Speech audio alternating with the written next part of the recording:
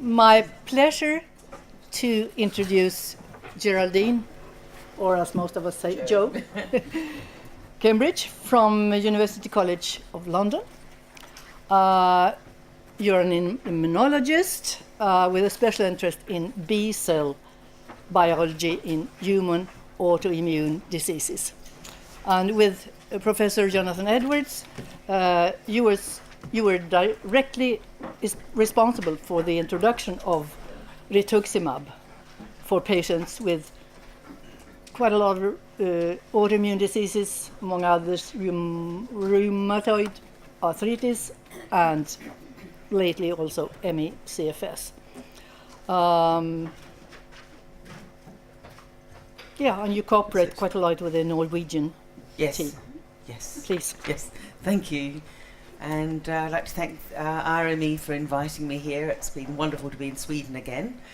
As Kirsten says, I'm a professor of immunology at UCL, and my interest is in B cells and rituximab-based therapies. What I'm going to do today is just summarize some of the sorts of things that B cells may be doing in relation to ME/CFS.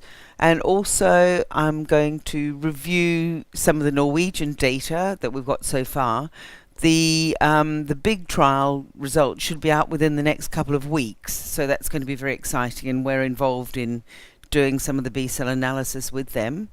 And the other thing I'm going to do is just show you some of the sorts of experiments that I think may be useful in future in identifying patients who may be likely to respond to rituximab-based therapy. It's not going to be the answer for everybody, but at least it's something. Okay, so what I'm going to do first is just summarize some of the immunology in chronic fatigue syndrome. We wrote a review that was published, I think it was this year or last year, and if anyone's interested in going into it further, we can send you a copy or we can organize a copy for you. Okay, so at least we're here.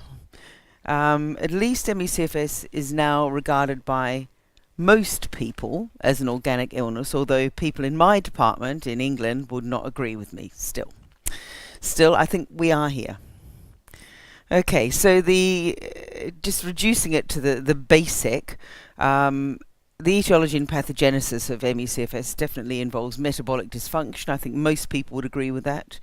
And virtually every patient that we have studied seems to relate the onset to a virus, infection or vaccination trigger. You know more about this than I do. The fatigue is delayed, but thinking about it logically, the mechanism for ME/CFS must involve some interference in recovery from a response to a stress, because many people function okay, but when you get stressed and then you've got to recover from that, that's when the problem is most acute. So to me, as a scientist, it selects that there are signaling pathways that are activated during stress or increased demand that do not reset properly. And I think most people would agree with that. The other thing about ME/CFS in the context of what its pathway is going to be is that in all chronic diseases you need something that perpetuates this continuous loop of disease. It can't. You can get an acute sort of stress or damage, acute illness, but you don't get a chronic disease necessarily. You need something that's sort of hardwired, if you like, and keeps coming back again. In autoimmune disease, there's still a lot of controversy over these sort of mechanisms. And we're way behind in ME/CFS, years behind. So we've got a lot of catching up to do. And I think, again, everyone believes that these are all the main players: the brain, the immune system, things that the immune system makes, the results, the effects on metabolism, and I think the sympathetic nervous system and autoantibodies are also key players. Okay, I just want to go through this very simple diagram of a virus infection. So when we're thinking about the immune system is there to actually protect us from infection. A lot of immunologists actually forget this. And the main phases are like the innate phase. This is not specific for any particular bug, so any kind of insult will cause this sort of damage, danger signal, if you like, starting off. When the infection gets hold, the immune system starts moving in, and these things like cytokines are released, other immune cells start becoming activated and start collaborating together. And then the final phase is the acquired or sort of memory immune response, where you get things like T cells, which can kill virus-infected cells. So these are the effector mechanisms. B cells, of course, making antibodies. So you can see, just in this simple diagram here, how many things can go wrong after a simple virus infection. There's just a lot of room for error. And it's amazing we're all still alive, I think, sometimes. Okay, so the first thing that the part of the innate immune system, and again, I could talk for about 5 hours just on the innate immune system, but I won't, is the killing of virus-infected cells. Virus infections stimulate these so-called natural killer cells, and in the case of ME/CFS, so the initial response to a virus may be where things start going wrong. So there's been quite a lot of work on this, and some people have reported reductions in cell numbers and function of these cells, and some have actually identified a bit of a signature of these NK cells.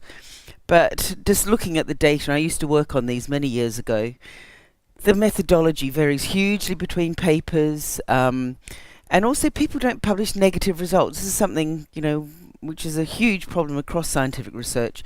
You can't publish negative results because they won't publish them.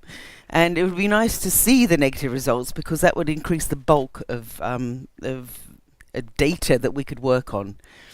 And there is a recent paper showing that maybe some of these defects in the natural killer cells reported by some people are not due to any inherent defect, but due to some antibody or soluble factor. The other area, the next bit, if you like, is as these cytokines, these soluble factors, and they can tell you quite a lot. These cytokines, and there are loads, there's probably hundreds of them now identified, and these are important molecules that communicate between immune cells, and also they share a lot of receptors and activities with the immune system, with the nervous system. And cytokine profiles are different in different sorts of diseases and infections, and they can tell you, firstly, what the likely stimulus is for the production of these, and also what the effects will be in different tissues. So it can give you a lot of information. The trouble with the cytokines in ME/CFS is, once again, because we've got such different cohorts being studied in different places, that the results, are, when I say inconsistent, some cytokines are up in some studies, some are down, some are all over the place. But there is light at the end of the tunnel, I think, with people doing decent control cohorts. For example, comparing the most common virus associated with ME/CFS, Epstein-Barr virus. So looking at people who've developed ME/CFS after a known infection compared with those who haven't. So that would be a really good control to use. And then also separating out the adolescent patients, looking at patients in relation to disease duration, and also looking at inflammatory signatures, using multiplex array assays. So looking at huge numbers of samples, huge numbers of cytokines in, and just looking at the ones that come up most frequently. Okay, what about B cells? Okay, again, there's inconsistency in the data. Back here. So some people said there are more B cells, some say there are less, some say there are different kinds. One study says there's 60% plasma cells, which is not possible. Some people have said that there are absolutely no differences. Okay, so the first thing we did was review the literature and came to the conclusion that we couldn't come to any conclusion. But what did strike us, was the fact that many patients reporting problems after vaccination or infection were with B-cell trophic viruses such as EBV. We know that neuroendocrine receptors are present on B cells, and they may be a sort of focus of autoantibodies or dysregulation. And there's an increased incidence of this B-cell lymphoma in some patients late in many years after onset of disease. So just to summarize what we know, it's all a bit confusing. A lot of the cytokines that have been said to be raised or changed in ME/CFS, some of them do relate to B-cell function. Natural killer cells, we don't know really. T cells seem to be normal. These Treg cells, which are related to, they're actually activated by a certain subpopulation of B cells. They may be upregulated, but again, difficult. And B cells, of course. B cells, which have fallen off the bottom, but it's all right, we shall elevate them. Of course, they're important because of rituximab, those brave Norwegians. Now, it's nearly 20 years since we first used rituximab in patients with rheumatoid arthritis, and it's nearly 10 years since the Norwegians used rituximab in patients with, or 3 patients with lymphoma. So, the thing that struck them originally was that removing B cells from patients with ME/CFS who also had lymphoma did seem to work.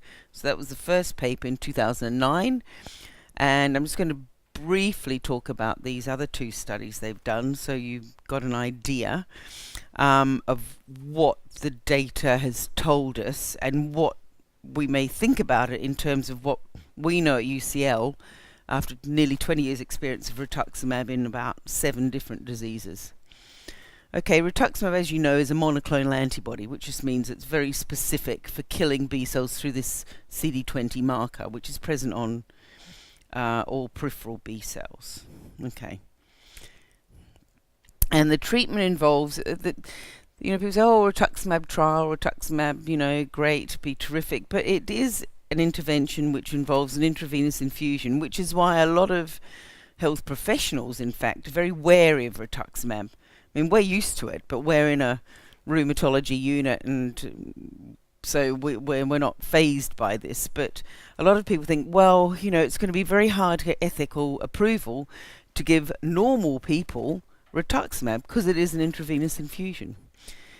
But still, we'll have to see. Okay, so the infusion takes about 6 hours, and we give it under cover of things like paracetamol, things to sort of like stop any infusion reaction. In fact, there's very little problem really with the infusion of rituximab in most of our patients. And then you wait after giving another gram. Usually we're now doing it a week after the first infusion. And then you have a blood test about 1 month to make sure the B cells are actually removed, because particularly in the cases of like lupus patients, their B cells are very resistant to being killed, so you really need to make sure the B cells have actually been killed. Okay, and the B cells they kill, the good thing about rituximab is that it kills the peripheral B cells, these ones here. Now these B cells are coming out, I think I've got it on this slide, these B cells are coming out of the bone marrow every day, and you, me, everybody, every day, 10 to the 9 B cells, new naive B cells are coming out of the bone marrow every day. And then most of them die, but then some of them, when they're selected by some fairly complicated mechanisms, turn into memory cells and plasma cells. There's an antibody there. Most of the antibodies have dropped off as well, but still. Okay, so this is what B cells do. But the good thing is that these plasma cells, which are the ones that make the antibodies to bugs all the time, they're not killed. That may be good and may be bad as well, but still, it's good for immunity to infection. And also it doesn't kill the stem cells or the pro-B cells, so that means you're not getting rid of your potential to make new B cells. Okay, as I say, you've got 10 to the 9, 100,000 million coming out per day. So it's quite a lot. And so rituximab works very quickly, and it actually recruits your own your sort of like your innate immune system, in fact, to actually kill coated B cells. So the rituximab goes in, coats all the B cells, your natural killer cells and other sort of phagocytes recognize antibody-coated cells and kill them. And they kill them very quickly. In fact, if you look, you get about a 95% reduction in circulating B cells within about 4 days. Okay, but in tissues like lymph nodes, spleen, the B cells, some of them are pretty resistant to being killed, but this doesn't really matter for reasons that I don't have to go in, I haven't got time to go into, but most of the important B cells in autoimmunity are the ones that are coming out of the bone marrow every day and undergoing a little bit of education, so not the ones that are left behind. Of course, in lymphoma, it's totally different. You want to kill all those embedded ones as well. But it's a whole different way of thinking about rituximab-based therapy, comparing lymphoma, for example, and autoimmunity. And again, you really need to know what you're doing when when you're going to design protocols. Okay, so rituximab, this drug, I mean, we give it in quite large quantities. It's 1 gram, 2 grams. It's quite a lot. And it does persist for a long time in the bone marrow. It coats the B cells in the bone marrow and it stops them coming out. So this is the main way. Okay, it kills the peripheral B cells, but it also stops the new B cells from coming out of the bone marrow. Usually for about 6 months. That's if you just give the 2 doses. Rituximab therapy is just 2 doses, then you leave the patient, hopefully they get better, and then you can retreat at a later date. Okay, so just a summary of the data from the ME/CFS trials the Norwegians did originally. This is the first one, double-blind with 15 patients with rituximab, 15 with placebo, and they took great care to make sure the placebo looked and felt to the patients like the rituximab infusions, although I think most patients could probably tell the difference. But still, I think the data was pretty well, I mean, as well collected as you could. And they found a major response in 9 patients compared to 1 in the placebo group. And the response lasted, and I'll talk about response in a second, lasted between 2 and about 6-8 months. But they did give these patients a couple of extra doses, so the response times are a bit sort of hard to interpret at this stage. But the really interesting thing, I think, was that these are individual patients, and the different coloured lines are like, represent fatigue or brain fog or sleep disturbances, and you can see that the improvement in the symptoms, which improvement is going up, a lot of the symptoms seem to follow one another. This is pretty, for clinical data, this is pretty impressive, that the symptoms all seem to respond sort of together with one another, which I thought was very interesting. It suggests that there's something common driving all these different disparate symptoms, which I was really quite surprised about. They did try another study where they used maintenance treatment. That means giving lots more rituximab. I mean, we couldn't afford to do it because it's about £2,000 a go, but the Norwegians seem to have lots of money, so and to me, I think, I mean, I don't want to. It's not a criticism, but I'm saying that they gave too much rituximab. You don't need to give so much, because I've actually looked at the blood levels, and the blood levels are huge. And then now, of course, there's this very exciting, very brave phase 3 multi-center trial, and hopefully in a few weeks we'll know if any patients have, done well, or well, we'll find out. We're all a bit scared, but we've got our fingers crossed. So, from our experience in autoimmunity, rituximab works best where you've got autoantibodies. In the case of rheumatoid arthritis, there are 2 main kinds of rheumatoid arthritis. There's seropositive and seronegative. And when we treated rheumatoid patients, it was on the basis of a theory which we developed over the years, showing that, well, based on the fact that the autoantibodies in the seropositive patients were actually causing the disease, and we had a mechanism for that as well. And so we only treated patients with seropositive disease. If we treated all rheumatoid patients, seropositive and seronegative, I doubt whether rituximab would have got past first base. So, you know, because we selected the patients, I think that's why it works so well. It's over 500,000 patients are now being treated with rituximab with rheumatoid. So the sort of diseases that we look at, we've treated all these patients here with, down to here, all these patients at UCL. We've got quite a lot of experience, and they've all got, you know, well-described autoantibodies, and they respond well. These patients here with a different kind of arthritis, they don't respond at all because there are no autoantibodies associated with it. Okay, so the interesting thing when we first treated the patients with rituximab was the timing of the clinical responses. You'd think, oh, you deplete the B cells, the patient's going to get better. Well, that's not right, actually, because the patients took months to get better with rheumatoid. We were sort of biting our nails after the 6 weeks, you know, oh, they're going to get better. And they did. And then after a lot of research, and that's gone off the bottom, but still, it's depends on how quickly the autoantibodies remove. Remember I showed you the B cells turn into antibody-producing cells, and so it depends how quickly you get rid of the precursors of those antibody-producing cells as to how quickly you'll respond. And it was lovely because it just correlated beautifully, and then of course patients do relapse. And the relapse also coincided with a rise in autoantibodies, which means you're re-engaging those new B cells developing into autoantibody-producing cells. In ME/CFS, down the bottom, again, there was this delay in response, very similar to what we find with the rheumatoid patients. So again, that sort of suggests that it may be some kind of autoantibody or a soluble factor in the patients that respond.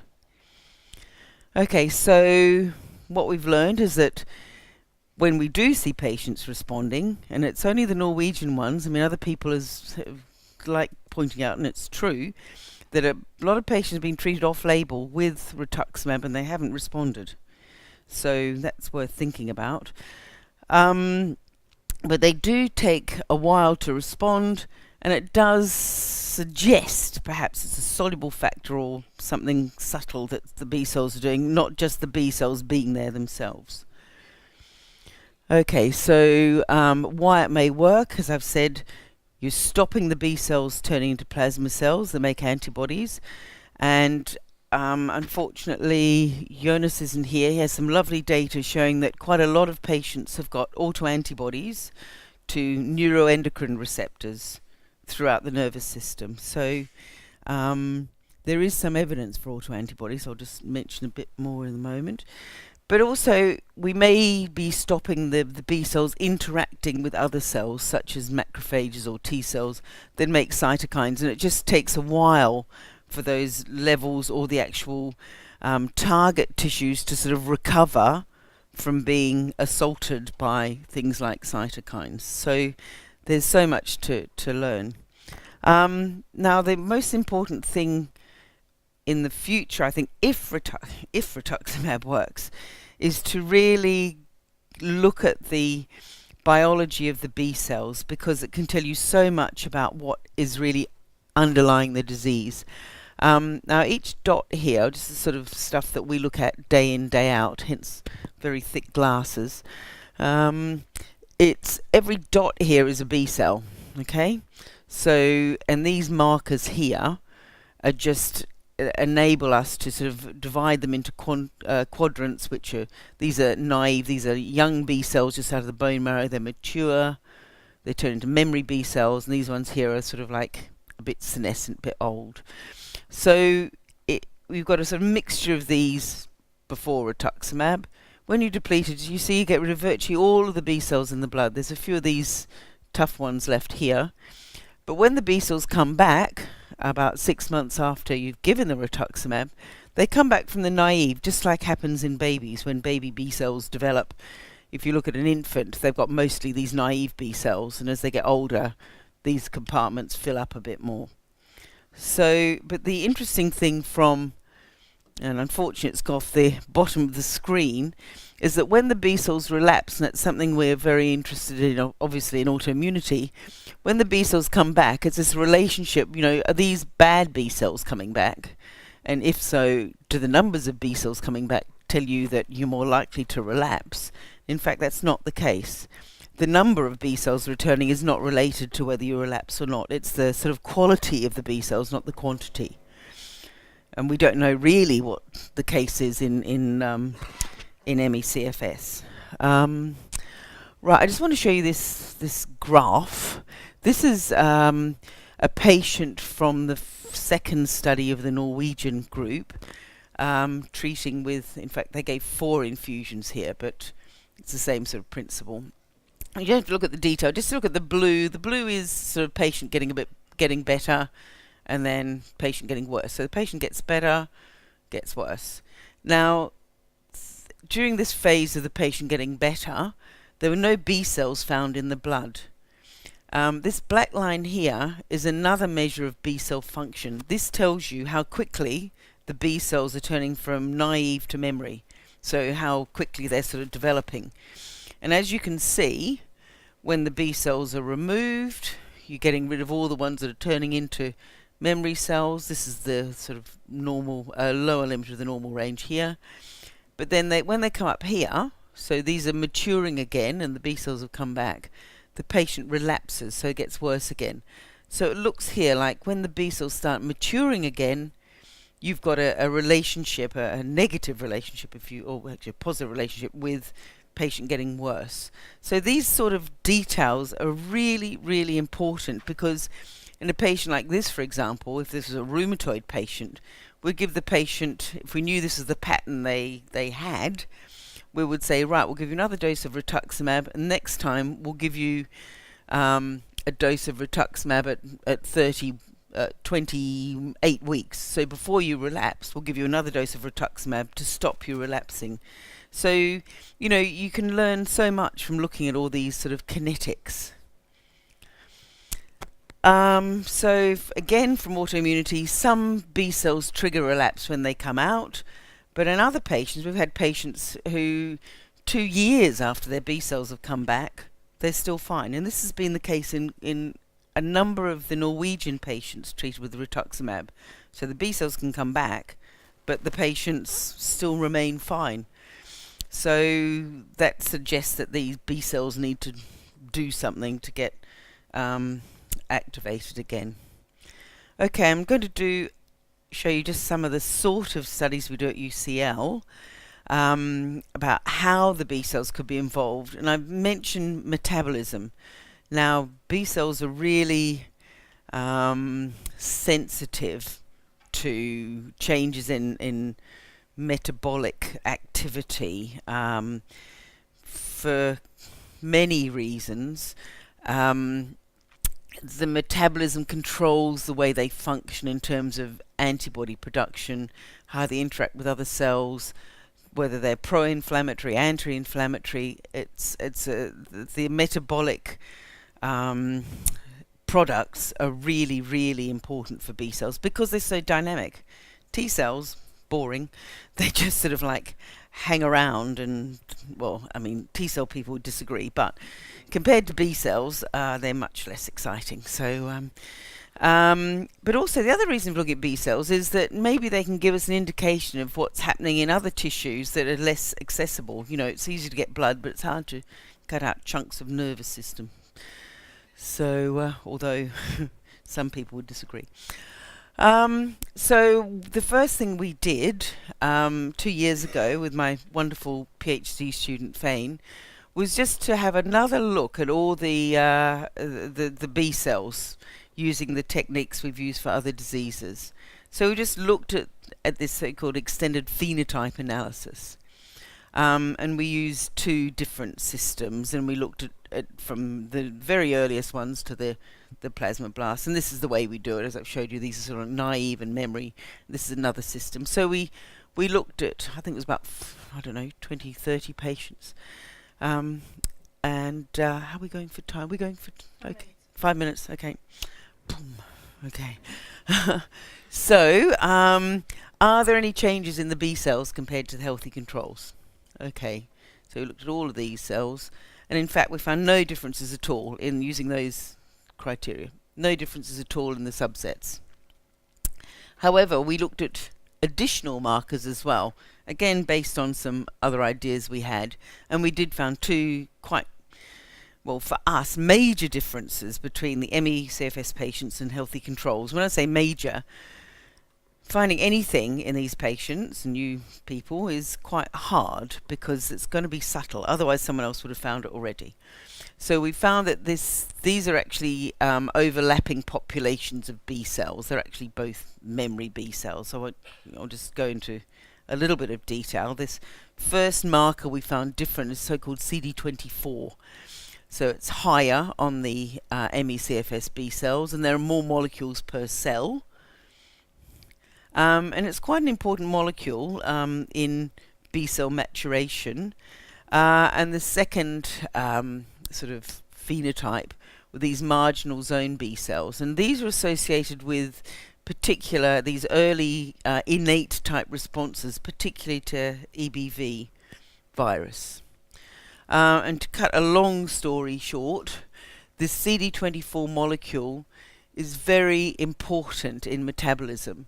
It's linked to phosphorylation of this thing called AMPK, which is a key producer of, well, it is phosphorylated in response to a reduction in the main energy molecule, ATP, which you've heard about earlier. So when ATP levels get low, when energy levels get low, this molecule is phosphorylated, and this is linked with this CD24 molecule. So we've got a link there, but we don't know in ME/CFS whether this pathway is actually functioning in these patients. So we're looking at that now. So just to conclude that bit, the increased expression that we found in these patients may reflect something going on in response to stress. So at least we've got a bit of a link there. The second ones here, these are these marginal zone B cells. You don't need to go into detail.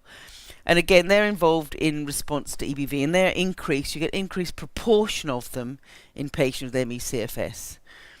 And these again are associated with IgM, sort of innate type early responses to EBV.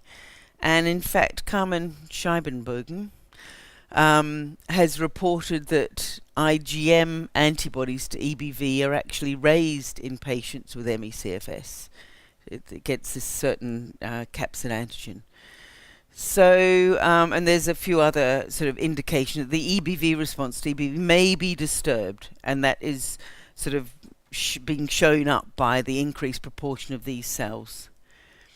Okay, so we think that these changes we've seen reflect changing energy requirements of B cells after stimulation. And I just want to show you a final slide. This is just showing that B cells during differentiation have different energy requirements. Again, I won't go into that. And we've shown that this is reflected in various measures. The other really interesting thing about B cell energy requirements is that they vary determining what specific stimulus you give the B cell. Depending on how you stimulate the B cell, they have different energy requirements. So, and I'm just going to sort of say that there's two kinds, there's T-dependent and T-independent. And I just want to show you the differences you can see. This is just looking at the size of the mitochondria. For example, T-dependent ones have got bigger mitochondria than the T-independent ones. When it comes to proliferation, the T-independent ones proliferate more but than the T-dependent ones. These are the sorts of experiments we do. And the other thing we look at is the products of stimulation in vitro. This is comparing these T-independent with T-dependent. And you've heard of lactate production. Look at the lactate produced by T-independent stimulus compared to the T-dependent. And then also glucose consumption. So these ones here, are using a lot more glucose and they're producing lactate, whereas these ones here are using oxidative phosphorylation more. So there's lots you can learn, and we do find differences. And again, this is the bottom of the thing, but the coloured ones are the response of ME/CFS patients in mitochondrial mass experiments, and the grey ones are normal individual healthy controls.